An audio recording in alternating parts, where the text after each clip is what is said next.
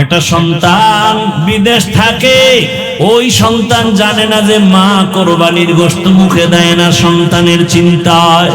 অন্যদের মা গোশত পাকায় পাকায় খাওয়ায়, কিন্তু নিজে খায় না, সন্তানের মায়ায় পড়ে আছে।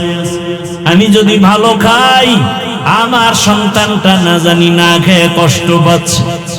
মা পাগলের মতো থাকে। ঢাকায় থাকলে মা বারবার বলে একটু বাড়ি আয়, কোরবানির সময় গোশত খেয়ে যাও, আমি মা তোমারে ছাড়া খেতে পারি না। একটা মা সন্তানের জন্য এত পাগল। সন্তান যদি বুঝতো, জীবনে মায়ের চোখের দিয়ে তাকাইয়া রাগ মেজাজ দিয়ে কথা বলতো।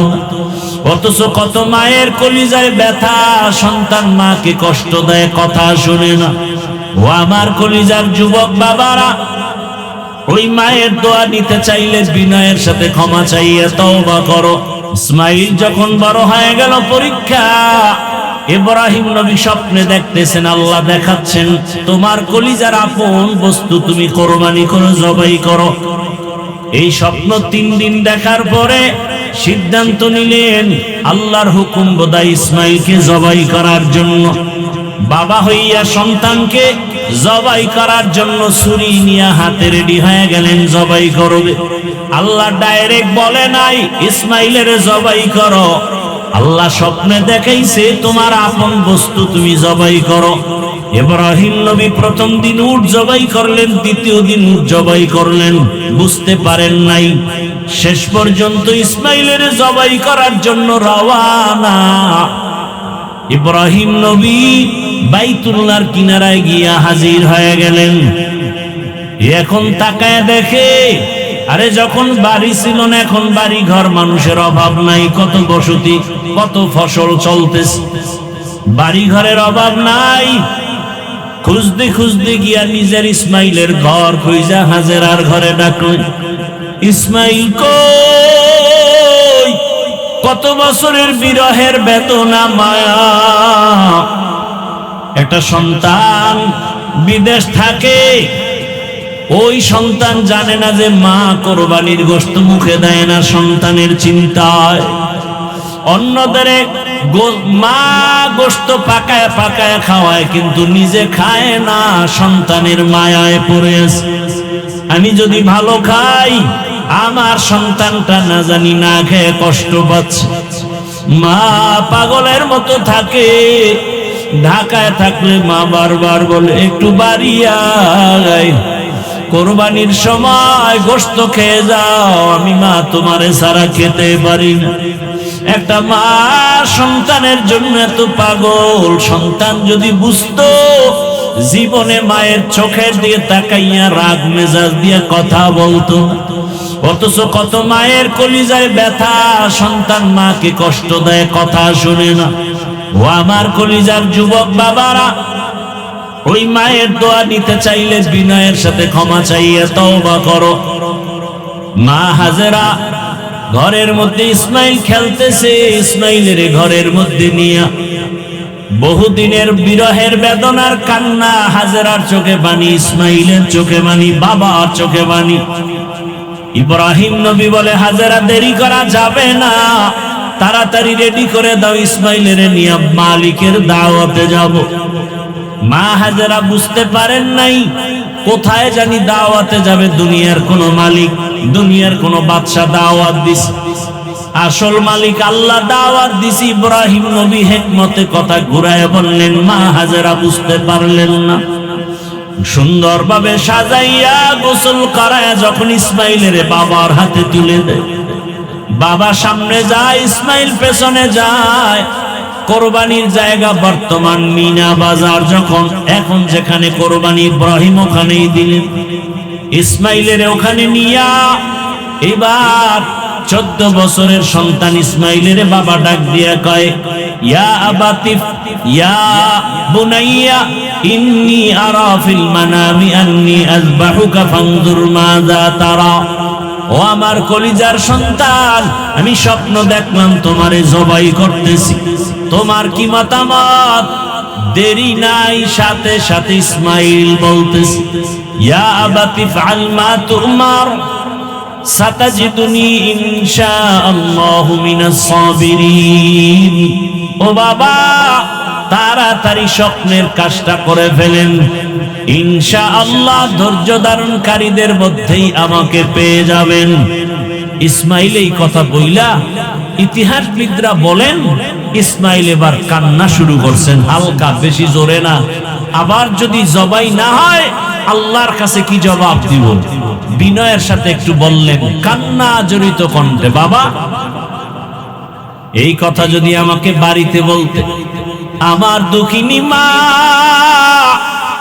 এত কষ্ট করে আমাকে বড় বানাইলেন, লালন পালন করলেন, আপনি ছিলেন না, ওই মায়ের কাছ থেকে একটু বিদায় নিয়ে আসতাম।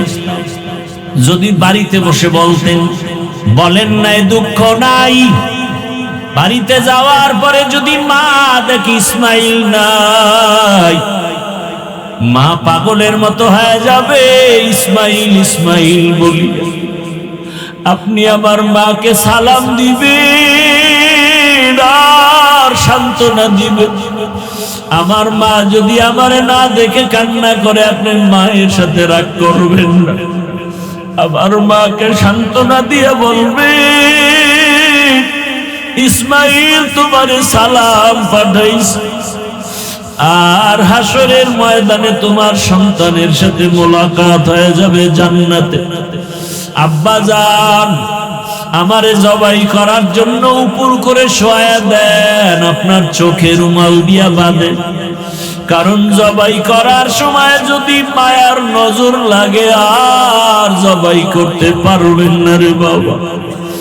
আমার হাতে পায়ে রশি দিয়া বাঁধেন, কারণ জবাই করার সময় যদি হাতে পায়ে নড়াচড়া লাগে আপনি সহ্য বেয়াদবি হবে, আল্লাহ রাগ করবে।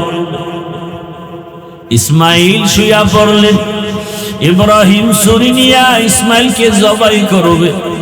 আল্লাহ অর্ডার করলেন, ছুরি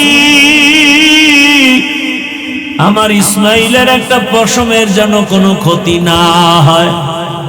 ইব্রাহিম নবী ছুরি চালালেন, বিসমিল্লাহ আল্লাহু আকবার বলে ইসমাইলের গলা কাটে না।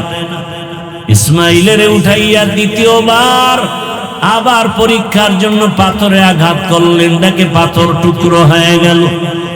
এইবার সিদ্ধান্ত নিলেন, ইসমাইল শুয়া পড়ো, রক্ত হাতে না লাগা পর্যন্ত তোমাকে আমি ছুরি চালানো বন্ধ করব না।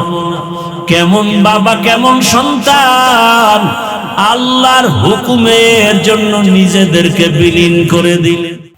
আল্লাহ বলেন, আমি কাউকে ছেলে দেই, কাউকে মেয়ে দেই, কাউকে দোনোটা দেই, কাউকে কোনোটাই দেই না। ক্ষমতা কার?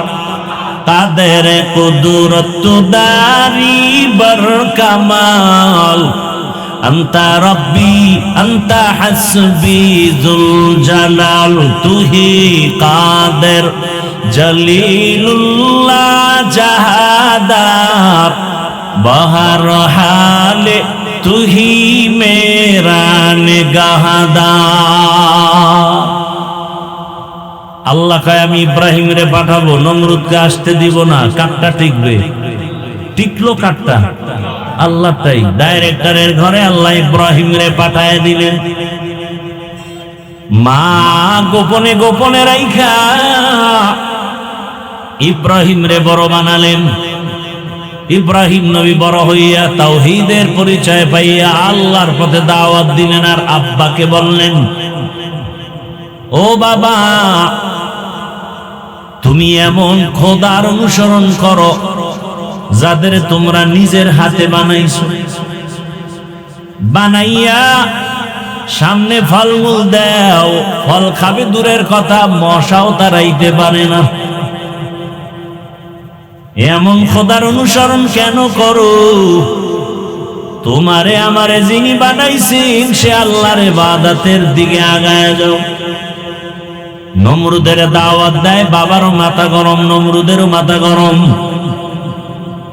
আল্লাহ তাআলা ইব্রাহিম নবীর উপরে পরীক্ষা দিয়া দিলেন, একের পরে এক কঠিন পরীক্ষা আসতেছে।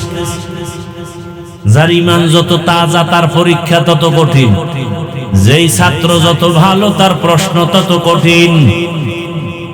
পয়গম্বর ইব্রাহিমকে দুনিয়া থেকে বিদায় দেওয়ার জন্য নমরুদ আগুনের কুণ্ডলী সাজালো, আগুনে পুইরা মেরে ফেলবে, বিশাল অগ্নিকুণ্ড। বাঁচানের মালিক কে? আল্লাহ যদি হেফাজত করেন কেউ মারতে পারে না। তাকায় দেখছে গত রমজানের ঈদের সময় কত মানুষ মরে গেল, গাড়ি পানির মধ্যে চলে গেল, একটা ছোট বাচ্চা সাঁতার কেটে উপরে এসে কান্না করে, আমার আম্মু গাড়ির মধ্যে আটকা, পানির মধ্যে বাঁচাও। আগুন সাজাইয়া ঘটনা আপনারা অনেক শুনছেন আলেমদের মুখে। ইব্রাহিম নবীকে গাছের সাথে রশি লাগায়া চরক গাছের চরখা বানায়া গোল ঘুরায় ঘুরায় ঘুরায় ঘুরায় আগুনে ফালাবে। আগুনের এত তাপ, কাছে যাওয়া যায় না। কিন্তু ইব্রাহিমকে রশি দিয়া বাঁধে টানতেছে, উঠে না, গাছও নড়ে না। নমরুদের খোদাগিরি যায় যায় অবস্থা। ইবলিস এসে বলে কোনো টেনশন নাই, আকামের হেডমাস্টার আমি, আল্লাহর সামনে যুক্তি দিয়া কাটকিরে ফেলাইছি গোটা দুনিয়া। কি সমস্যা? এই সমস্যা বলে এই মুহূর্তে পারবা না, জানো না ইব্রাহিম এমন আল্লাহর ইবাদত করেন, ওই আল্লাহর রহমতের নূরের ফেরেশতারা ইব্রাহিমের সহযোগিতায় রশি ধরে রাখছে, পারবা না। হ্যাঁ, এই সময় একটা আকাম করা লাগবে। কাম না আকাম, বিড়িটা না, কাম না আকাম। আকামেরও মধ্যে কিছু লাইন আছে, যেমন দাড়ি কামানো একটা আকাম না কাম, কিন্তু এটা লাভ আছে, আছে না নাই? আছে, কিছু লাভ আছে। যা দুনিয়ার লাইনে, আল্লাহর লাইনে তো কোনো লাভ নাই। বিড়ি টানলে কি লাভ? কি যুবকরা যারা বিড়ি টানেন, কি লাভ? চেহারা সুন্দর, একশোরায় কয় একটা লাভ আছে, বাথরুম ক্লিয়ার। কষ্ট হইতেছে আপনাদের? এই যত কষ্ট মানসিক না, শারীরিক একটু কষ্ট গরমে, শুধু প্যান্ডেলের কারণে। এই গরমে এত টাকা খরচ করার কি দরকার ছিল? এগুলি শুধুই অনর্থক করা হয়েছে। বাঁশ দিয়া বাতি লাগাই দিত, আর খোলা মাঠে বয়ান চলতো, সবাই একটু বাতাস পাইত। আবার এদিক ডাল লেগাইছে আরো খাস পর্দা। টাকা আছে, কি করবে? কেউ যদি বুদ্ধি দেয় বলবে না না না, এটা অজের তো কোনো একটা রৌনকই আসবে না। অথচ খোলা মাঠে বয়ান করলে এটা রৌনক আরো বেশি হয়। যাই হোক, আর একটু সময় নেই। কি দিবেন না উঠে যাবেন? আর একটু সময় দিবেন, আল্লাহ কবুল করেন। ইবলিস কি কইল? এই মুহূর্তে একটা আকাম করতে হবে। কি? ঐতিহাসিকরা বলছেন এক বর্ণনা যে ইব্রাহিমকে উলঙ্গ করো, আর এক বর্ণনা আছে এই মুহূর্তে যুবক যুবতীদের অর্ধুলঙ্গ করে এখানে নাচ গান শুরু করো, তাহলে রহমতের ফেরেশতারা ভেগে যাবে, ইব্রাহিমের রশি টেনে আগুনে ফেলানো সহজ হবে। তাই করুন। এক পর্যায়ে আগুনে ফেললো। আল্লাহ অর্ডার করে দিলেন, কুলনা ইয়া নারু কুনি বারদাও ওয়া সালামান আলা ইব্রাহিম, কে লুতুফে খেশরা ইজহার কর, বা খলিল আশনারেরা গুলজার কর। আল্লাহর আদেশ যখন আসছে, নমরুদ কয়, এই আগুন, ইব্রাহিম রে জ্বালাও না কেন? আগুনের জবান খুলে গেল। আগুন বলে, তুমিও যার গোলাম, আমিও তার গোলাম। তুমি আমাকে তোমার গোলাম, তার আমি না। তুমি আমাকে বলো জ্বালাইতে পারি না কেন? আমার মালিক বলে, খবরদার ইব্রাহিমের একটা পশম যেন না জ্বলে। আল্লাহ নোটিশ জারি করে দিলেন, ঠান্ডা হও। মুফাসসিরিনে কেরাম বলেন শুধু ইব্রাহিমের আগুন ঠান্ডা হয় না, দুনিয়াতে ওই টাইমে যত আগুন ছিল সব ঠান্ডা হয়ে গেছে। তবে ঠান্ডাটা হয়েছিল সালামান, শান্তিদায়ক ঠান্ডা, কষ্টদায়ক ঠান্ডা। অনেক ঠান্ডা আছে কষ্টদায়ক, আর একটা শান্তিদায়ক ঠান্ডা। আমি কিন্তু অনেক সংক্ষেপে নিয়ে আসছি। এবার ইব্রাহিম আগুন থেকে বের হলেন, বের হয়ে আর থাকবেন না, এবার হিজরতের নিয়ত করলেন। ওই আমার তেলাওয়াতকৃত আয়াত এখান থেকে শুরু। ইব্রাহিম বললেন, ইন্নী যাহিবুন ইলা রাব্বি সাইয়াহদিন, আর থাকবো না, আমি আমার রবের দিকে যাব, রব আমাকে রাস্তা দেখাবেন। ইব্রাহিম নবী রাওয়ানা ফিলিস্তিনের দিকে চলে যাবেন। সাথে তার বিবি বিশ্ব সুন্দরী সারা আর একজন তার ভাতিজা, তার ভাতিজা একজন নবী। এই তিনজন সফর মিশরের উপর দিয়া যাচ্ছে। সেখানের জালেম বাদশাহ খবর পেয়েছে বিশ্ব সুন্দরী সারা। গোয়েন্দা বিভাগের লোকেরা যখন বলে দিল, এইবার আটকায় দিল। পৃথিবীতে মুসলমানকে ধ্বংস করার যত রাস্তা আছে এর মধ্যে বড় একটা রাস্তা বেপরদা। কি বেপরদা? পর্দা তো নাই, পর্দার ওয়াজও নাই, থাকবে কেমন? আমি হুজুরেই যদি মহিলা নিয়ে এক টেবিলে বৈশা নাস্তা খাই, পর্দার ওয়াজ করবে কি? কি ভাই? শহরে বাজারে দেখো নারীদের ঢল, পর্দাবিহীন তারা করে ঝলমল, অন্যকে তার দিকে আশিক বানায়। দেশটা আজি ধ্বংস নারীর বেপরদায়, সবার মুখে একই আওয়াজ, হায় হায় হায়।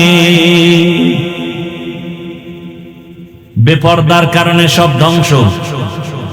মোবাইলে নারীর ছবি দেখে যুবক পাগল, বয়স হওয়ার আগেই কয় বিয়া করায়া দাও, না করলে আমি নিজে নিজে বিয়ে পাশ করার আগে বিয়া পাশ করে ফেলবো। বিয়ে পাশ করার আগে বিয়া পাশ করে ফেলবো। বাপ মায়ের জিজ্ঞাসাও করা লাগে না। মেয়ের অভাব নাই, আমগো দেশটাও তো সেই আইনে চলে। 18 বছরের আগে বাল্য বিবাহ বন্ধ। বাল্য বিবাহ চলবে না। বলে তো কি চলবে? বলে আকাম চলবে, আকাম। কথা বলেন, বিবাহ চলবে না, কি চলবে? এর উপরে আবার কত বয়ান। অথচ আম্মা জান আয়েশা রাদিয়াল্লাহু আনহার 6 বছরে রাসূলের সাথে বিয়া। 9 বছরে আম্মা জান রাসূলের ঘরে গেলেন। আম্মা জানের যখন মাত্র 18 বছর, রহমতের নবী জমিন থেকে বিদায় নিয়ে চলে গেলেন। হিসাবটা বুঝে থাকলে বলেন, আম্মা জান নবীজির ঘর করলেন কত বছর? কথা বল, নাইল সাইডে দেন, কথা বল। নবীজির ঘর করলেন আম্মা জান কয় বছর? 6 বছরে বিয়া, 9 বছরে নবীর ঘরে আসছেন। আম্মা জানের 18 বছর বয়সে নবী চলে গেছেন। আম্মা জান নবীর ঘরে থাকলেন কতদিন? কতদিন? মাত্র 9 বছর। আর আমার দেশে 18 বছরের আগে আমার বোনের বিয়াই হয় না। আর বিয়ার দরকার কি? বিয়া কইরা যা হবে এটা তো মোবাইলে হয়ে যায়, বিয়ার আগে হয়। সত্য কথাটা বলেন না কেন? সমাজ ধ্বংস হয়ে গেছে, কোন মানুষ মুখ খোলে না। বাবা সন্তানের কাছে জিম্মি, মেয়েকে বলতে পারে না মা ওড়নাটা টেনে পড়ো। মেয়ে যদি মামলা করে আমার বাবা আমার উপরে জোর করে পর্দা করতে চায়, সাথে সাথে মামলায় বাবাকে ফাঁসায় দিবে। খবর আছে আপনাদের? আল্লাহ হেদায়াত দান করুন। রাগ করতেছেন আপনারা? আমরা এই সঠিক কথাগুলো আপনাদেরকে সতর্কমূলক না বললে কে বলবে? বলনেওয়ালা আলেমও তো কমে যাচ্ছে। ক্ষমতার চেয়ার পাওয়ার লোভে হক কথা বন্ধ। গোপনে গোপনে টাকা পাওয়ার লোভে হুজুর মাওলানা হক কথা বলে না। ব্যবসা ঠিক রাখার জন্য হক কথাটা বলে না। আছে না নাই? আপনাদের লাইন তো বাদ, হুজুর গো লাইনের কথা কইতেছি। এজন্য ১৫০০ বছর আগে নবী বলছেন আলেম কিন্তু দেখলে দৌড়ায়ও না। দুনিয়াতে যেমন সব থেকে ভালো থাকবে একদল আলেম, আবার সব থেকে খারাপ থাকবে সব থেকে খারাপ একদল আলেম। নবীর কথা। আলা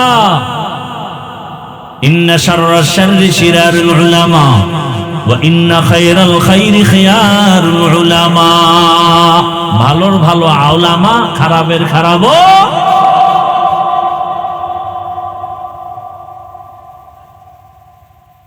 পয়গম্বর ইব্রাহিম হিজরতের জন্য রেডি হয়ে গেলেন। ওই জালেম মিশরের বাদশা খবর পাইয়া সারাকে নিয়ে গেল জোর জুলুম করে।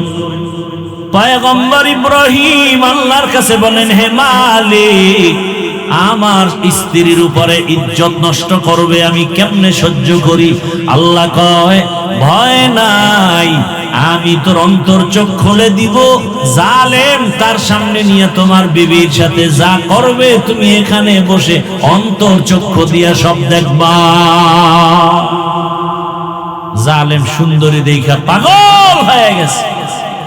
যখন হাতটা বাড়াইতে চাইলো সাথে সাথে হাতটা বাঁকা হয়ে গেল। এইভাবে ৩ বার। শেষবারের মতো কয়, এই মহিলা, তোমার মধ্যে এমন কি পাওয়ার যে আমি হাত বাড়াইলে বাঁকা হয়ে যায়? জবান বন্ধ, তুমি আবার দোয়া করছো আমার হাত ভালো, এই পাওয়ার কি? আমার পাওয়ার নাই তো। আমি এতটুকু পাওয়ার আছে যে আমি একজন নবীর স্ত্রী। তাই বলে, হ্যাঁ, কে সে নবী? ইব্রাহিম। কোথায়? গাছতলায়। লোক পাঠালেন, ডেকে আনলেন, সম্মানের সাথে ক্ষমা চাইলেন, মেহমানদারি করাইয়া জানতে চাইলেন, বিশ্ব সুন্দরী পাইলেন, সন্তান কয়টা পেয়েছেন এই বুড়া বয়সে? কয়েকটাও পাই নাই। খাদেমা হাজেরা নামের মেয়েটাকে হাদিয়া দিলেন। বিবি সারার অনুমতি সাপেক্ষে বিবাহ করে ফেললেন পয়গম্বর ইব্রাহিম। বিবাহ করার পরে দোয়া করলেন, রব্বি হাবলি মিনাস সলিহিন। ও দয়ার মালিক, নেককার একটা সন্তান আমাকে দাও। আল্লাহ কয়, আমার কাছে চাইলে আমি ফিরাই না। সন্তান আল্লাহর কাছে চাও। 10টা ছেলে হইয়া লাভ কি যদি বাবার ইজ্জত নষ্ট করে ফেলে? এক সন্তান যথেষ্ট যদি বাবার ইজ্জত রক্ষা হয়। কথা ঠিক না? আল্লাহর কাছে চাইতে হবে, চাইলেই হবে না। আরে গাছ না লাগায় ফল চাইলে হবে? ভালো গাছের ফল লাগান, ভালো ফলের গাছ লাগায় ফল চাবেন, আল্লাহ দিবেন। ভালো একটা মা ঘরে আনার পর আল্লাহর কাছে দোয়া করবেন, আল্লাহ ভালো সন্তান দান করবেন। আপনি ভালো মা ঘরে আনছেন নি? আপনি তো ঘরে আনছেন ডানা কাটা বড়ি। কি বড়ি? ডানা কাটা বড়ি। আইসা ডানা কাটে, আইসা স্বামীরে কয়, তোর মায়ের ডানা ভালো না, তোর বাবার ডানা ভালো না, ঘর বাড়ি ছেড়ে চল টেকনাফ শহরে কক্সেস বাজারে ফেলাট ল। ওখানে লইয়া লইয়া কয়েকদিন খাইয়া লইয়া ঘুরে টুইরা পাখির মতো কয়, তোর ডানাও ভালো না, হিজরত করে ভেগে গেল। কি বানায় বলছে? এই আকাম চলে না, চলে না। আল্লাহ হেদায়াত দান করুন। ডানা কাটা পরি তো ফলাফল নগদ। পয়গম্বর ইব্রাহিম দোয়া করলেন, নবীর দোয়া সাথে সাথে কবুল হয়ে গেছে। আল্লাহ দোয়ার ফলাফল জানায় দিয়া বলেন, ফাবাশশারনাহু বিগুলামিন হালিম।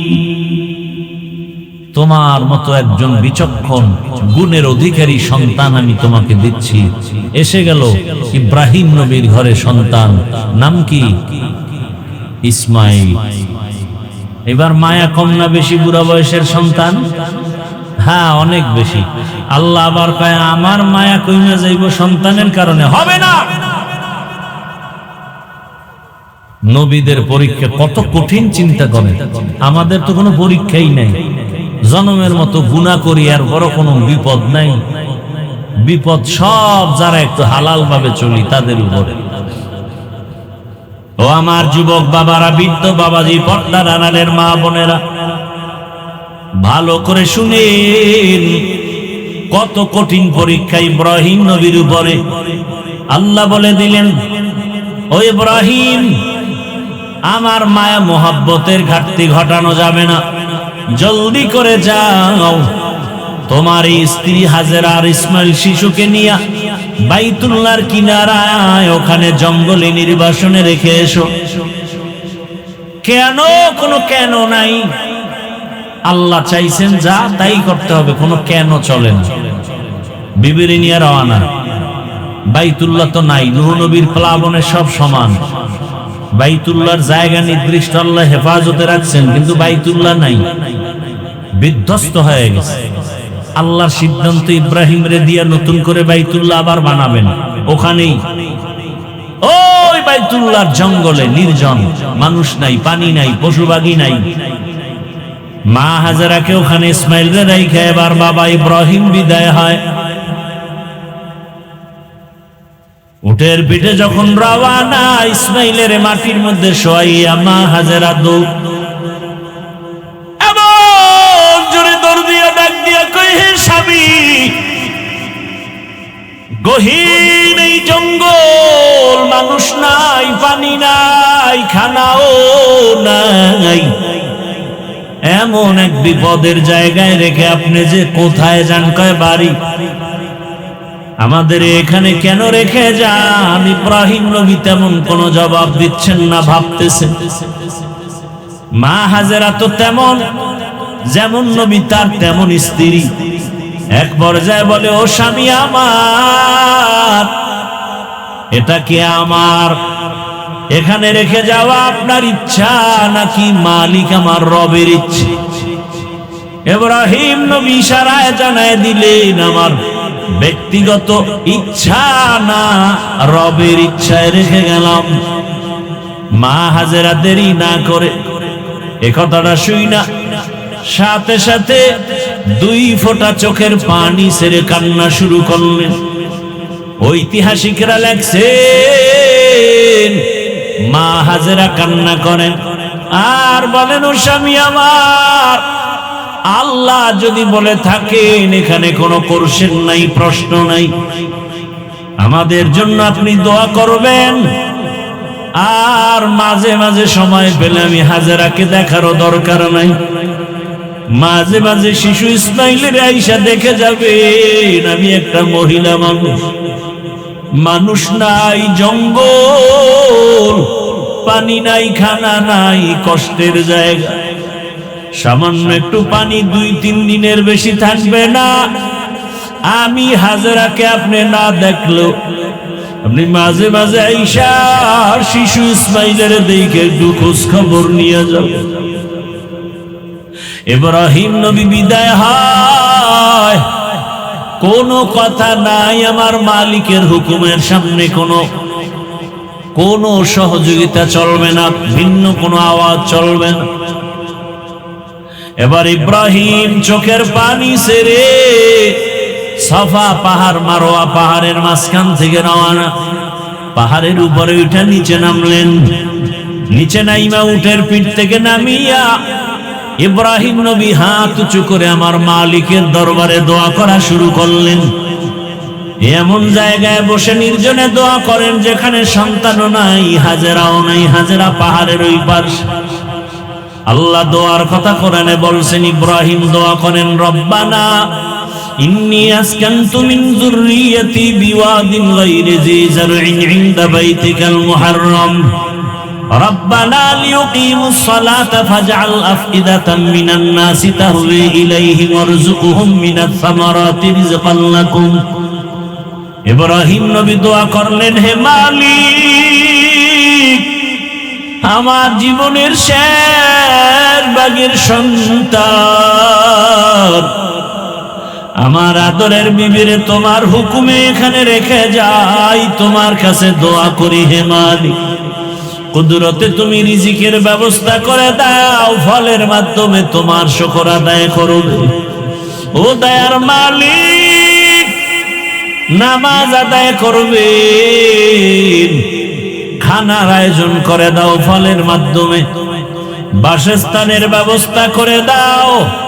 ইব্রাহিম নবী বিনয়ের সাথে কান্না করে করে দোয়া করলেন। সন্তানের মায়া বুড়া বয়সে সহ্য করা যায় না, ও আমার কলিজার যুবক, এমন একটা বয়ান নাই যেখানে মা বাবারা কান্না করে না, অভিযোগ করে না, সন্তান মা বাবার কথা মতো চলে না। হুজুর একটু সন্তানের বয়ান করে বুঝায় দিয়ে, মায়ের সাথে খারাপ আচরণ করে, বাবার সাথে খারাপ আচরণ করে। ও আমার যুবক বাবারা, পায়ে হাত রেখে বলি, এমন রত্ন যদি থাকে হারায় না রে বাবা। ওই মা বাবার দোয়া ছাড়া আল্লাহর কসম আমি হাফিজুর রহমান এই চেয়ারে বসতে পারি না। ওই মা বাবা জীবনের কত বড় রত্ন। ওই মা বাবার দোয়ার কারণে আজকে তুমি টাকার মালিক, বাড়ি গাড়ির মালিক হয়েছো, সম্মানের চেয়ারের মালিক হয়েছো। ও আমার যুবক বাবারা, যারা মার সাথে বেয়াদবি করেছো, বাবার সাথে করেছো, গোপনে গিয়া মায়ের কাছে ক্ষমা চাইও, বাবার কাছে ক্ষমা চাইও। মা বাবার দোয়া সারা জীবন সফল হবে না, লেখাপড়াও হবে না, চরিত্র গঠন হবে না। আর যার মা দুনিয়ায় নাই, বাবাও দুনিয়ায় নাই, আল্লাহর কাছে মোনাজাত দিয়া কাঁদো, আর মাঝে মাঝে দোয়া করো। ওই মা বাবার নামে দান সদকা করো, আর আল্লাহর কাছে ক্ষমা চাও, মা বাবার কবর জিয়ারত করো। ও আমার যুবক বাবারা, একটা মা সন্তানের জন্য কি পরিমাণ কষ্ট করে, সন্তান যদি জানতো, বুঝতো, চামড়া খুইলা মা বাবার চামড়ার জুতা বানায় দেওয়ার জন্য রেডি হয়ে যাইত ঋণ আদায়ের জন্য। জীবনের মূল কষ্ট মায়ের প্রসব বেদনা, সাত আসমান সাত জমিন তখন মায়েরই মাথায়। জীবনের মূল কষ্ট মায়ের প্রসব বেদনা, সাত আসমান সাত জমিন তখন মায়েরই মাথায়। আমার সুন্দর মুখ দেখি মায়ের, আমার সুন্দর মুখ দেখি মায়ের, ব্যথা যায় দেয় হাসাইয়া।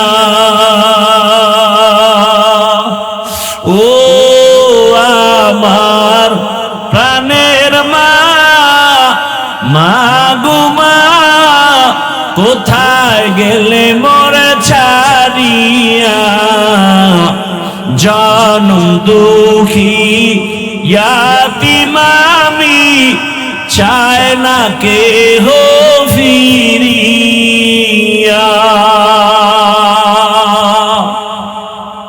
ও আমার যুবক বাবারা, পর্দার আড়ালের আম্মা জানেরা, বোনেরা, কয়দিন আর বাঁচবেন, মা বাবার সেবা করেন। ও ঘরের মা, আপনার বুড়া মা বাবা যদি থাকে সেবা করবেন। অনেক মায়ের খবর এমন জানি, স্বামীর ঘরে যাওয়ার পরে আর মা বাবার খেদমত করে না, খবরও নেয় না। তা যেন না হয়, ওরে নিজের মা বাবা যদি কবরে চলে যায়, ও পর্দার আড়ালের মা, শ্বশুর শাশুড়ির খেদমত করিয়ে, শ্বশুর শাশুড়ি যদি দোয়া করে, আপনার দুনিয়ার জীবন ধন্য হবে, হাসরের ময়দানেও সম্মানের চেয়ার পাবে। ও আম্মা জানেরা, আপনার মতো কত মা এখনো আছে, নামাজ ছাড়ে না, বেপরদায় চলে না, স্বামীর মাল নষ্ট করে না, খেয়ানত করে না। কয়দিন আর দুনিয়ায় বাঁচবে, একটা ভালো সন্তানের মা হইয়া কবরে যান।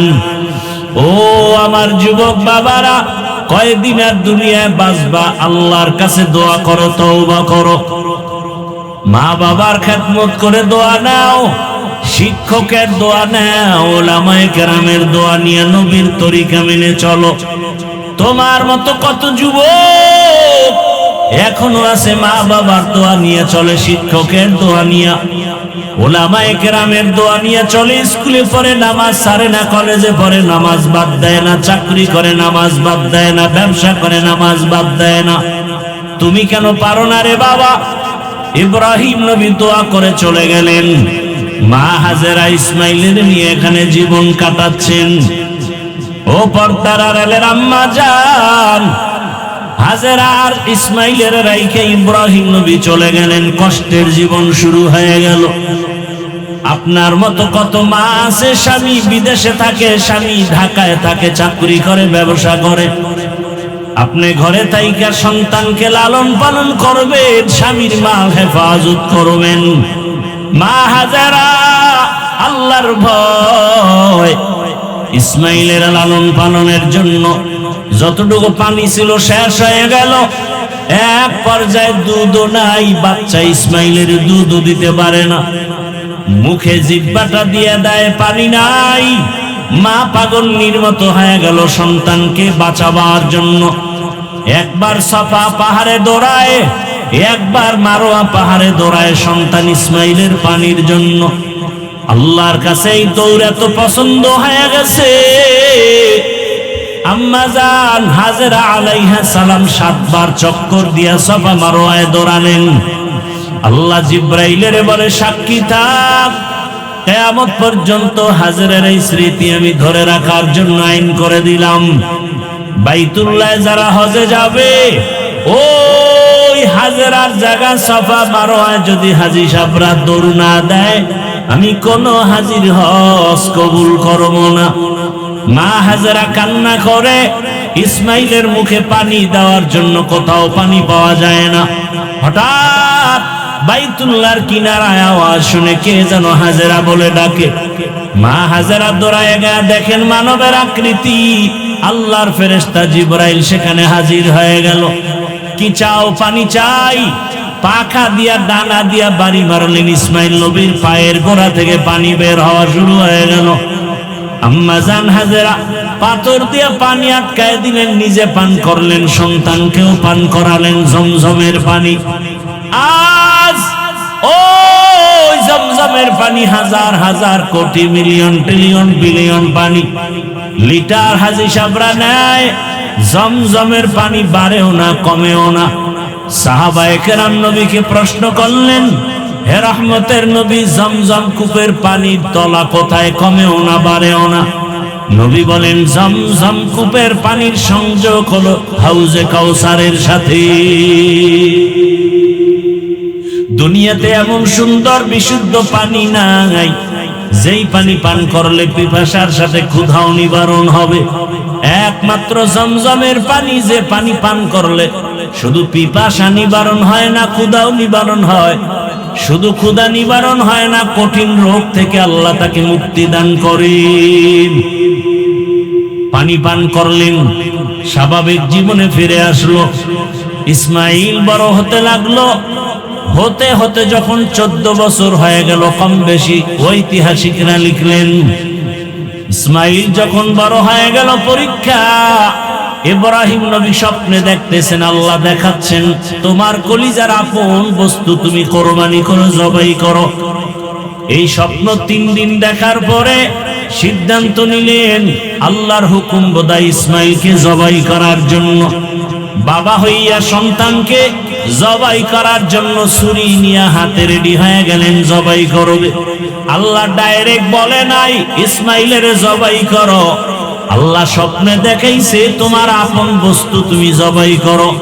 ইব্রাহিম নবী প্রথম দিন উট জবাই করলেন, দ্বিতীয় দিন উট জবাই করলেন, বুঝতে পারেন নাই। শেষ পর্যন্ত ইসমাইলের জবাই করার জন্য রওয়ানা। ইব্রাহিম নবী বাইতুল্লাহর কিনারায় গিয়া হাজির হয়ে গেলেন। এখন তাকায় দেখে, আরে যখন বাড়ি ছিল না, এখন বাড়ি ঘর, মানুষের অভাব নাই, কত বসতি, কত ফসল চলতেছে, বাড়ি ঘরের অভাব নাই। খুঁজতে খুঁজতে গিয়া নিজের ইসমাইলের ঘর খুঁজা হাজেরার ঘরে ডাকলেন, ইসমাইল কই? কত বছরের বিরহের বেদনা মায়া। একটা সন্তান বিদেশ থাকে, ওই সন্তান জানে না যে মা কোরবানির গোশত মুখে দেয় না সন্তানের চিন্তায়। অন্যদের মা গোশত পাকায় পাকায় খাওয়ায়, কিন্তু নিজে খায় না, সন্তানের মায়ায় পড়ে আছে। আমি যদি ভালো খাই, আমার সন্তানটা না জানি না খেয়ে কষ্ট পাচ্ছে। মা পাগলের মতো থাকে।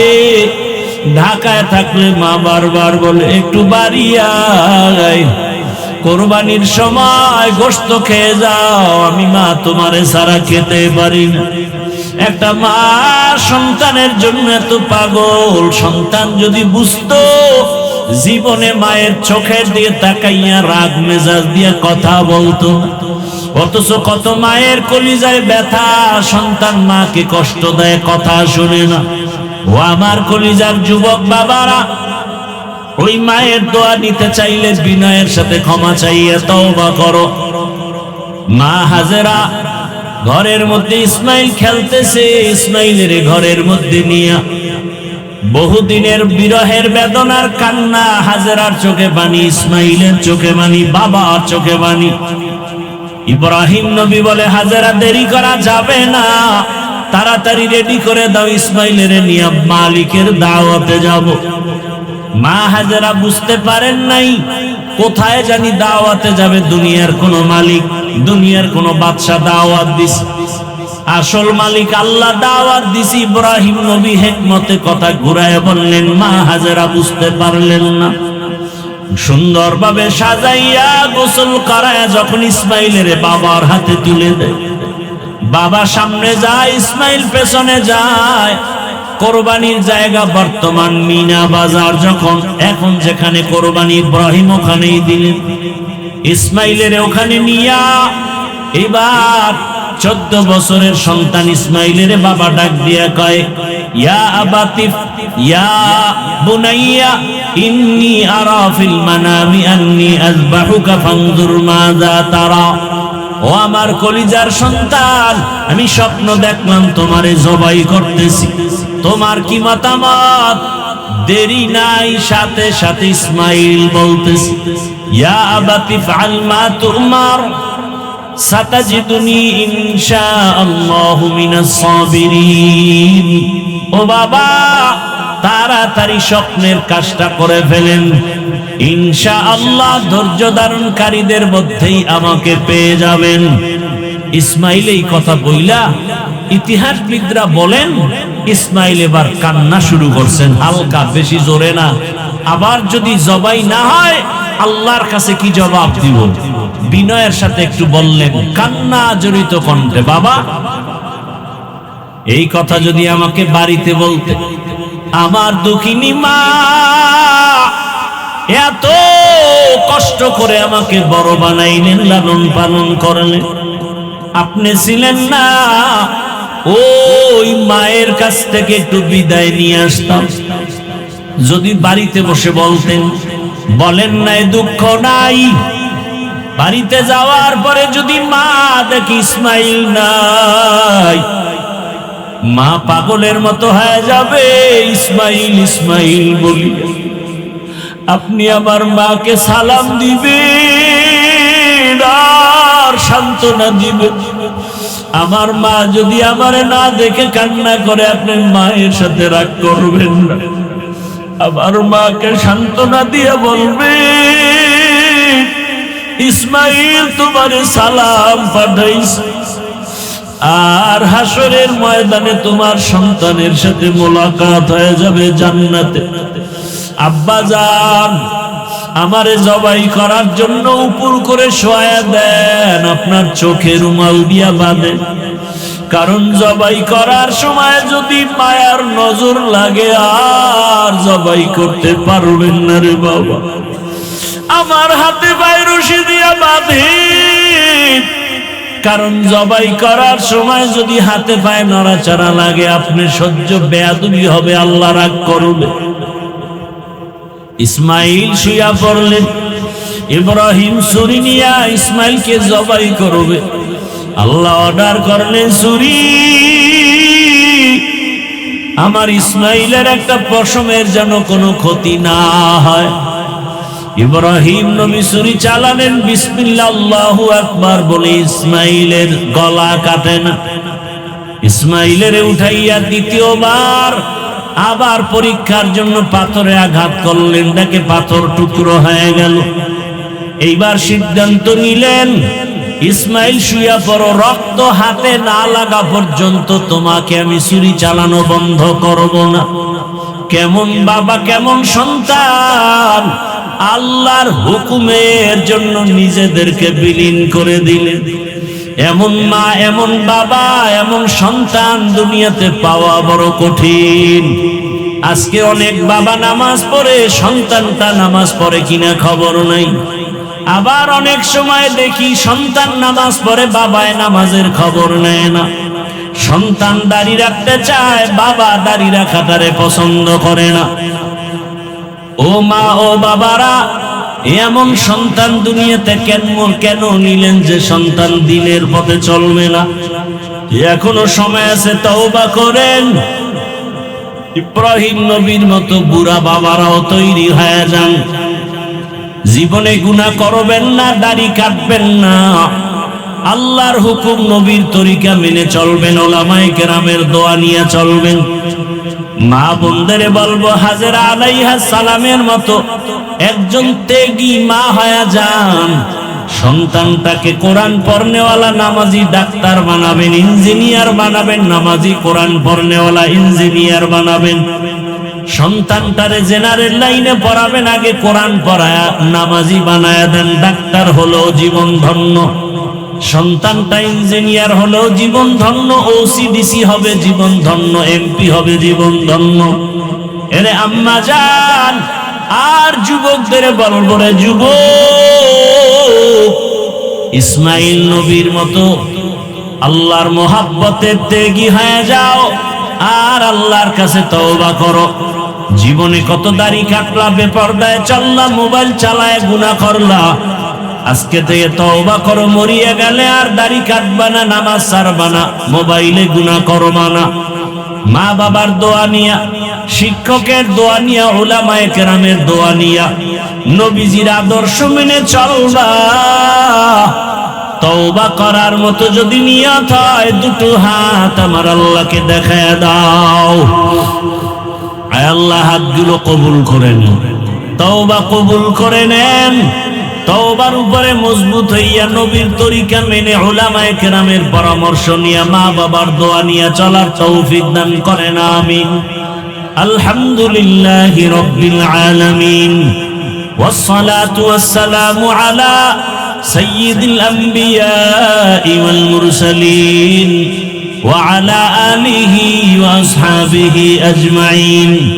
ইয়া আরহামার রাহিমিন, ইয়া আরহামার রাহিমিন, ইয়া আরহামার রাহিমিন। রব্বিরহামহুমা কামা রাব্বায়ানি সগীরা। اللهم إنك عفو كريم تحب العفو فاعف عنا.